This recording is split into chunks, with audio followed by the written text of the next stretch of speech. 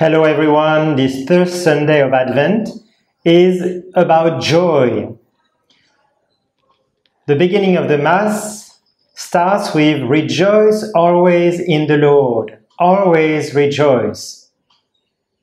Yes, but how can we rejoice when we see billions of people suffering in the world?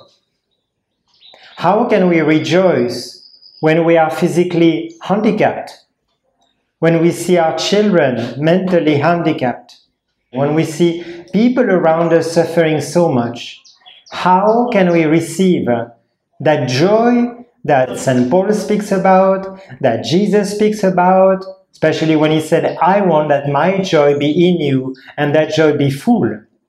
What joy has the Christian message to offer on behalf of Christ? Do you know in your life some moments where you have really experienced joys? Try to make a little effort of memory and to find several moments in your life where you had experienced a deep joy, where those joys you experienced, maybe truly, were long-lasting joys. No, you know the answer. Everybody knows the answer. On earth, nobody can experience a long-lasting joy. It seems that sufferings, trials, supersedes those moments of joy. But where is the true joy? So today, on this third Sunday of Advent, we know that we found that joy in truth. Why?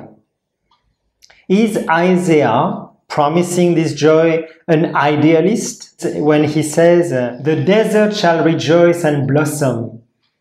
Doesn't it mean, like John the Baptist, the one who is thirsty for God, the one who really, like Saint Teresa, the child Jesus, lived for God only, because she knew by faith that only God and His presence in us was source of everlasting joy, not living at the level of those so shallow pleasures we can experience on earth. Wasn't it a great joy for the blind man to be healed by Jesus? Wasn't it a great joy for the paralytic man? An immense joy to be healed by Jesus.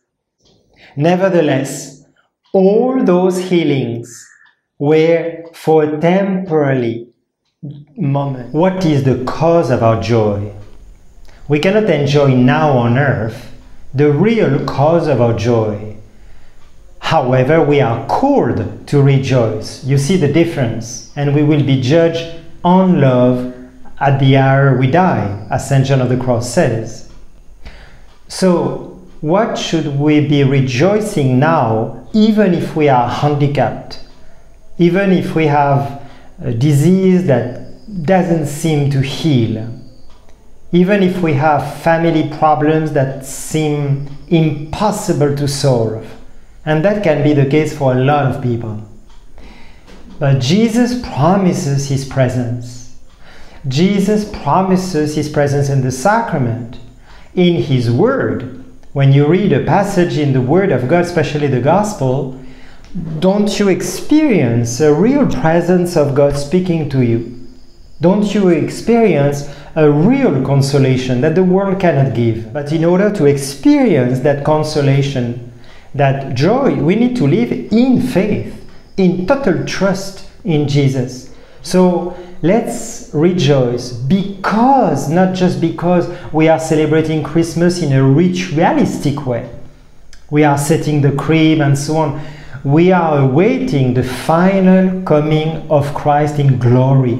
This is sure. He will come back in glory and we will see Him with our eyes when He comes. So the joy comes from hope in that final promise. So let us live it out and communicate it to others. This is our mission. A sad Christian doesn't evangelize.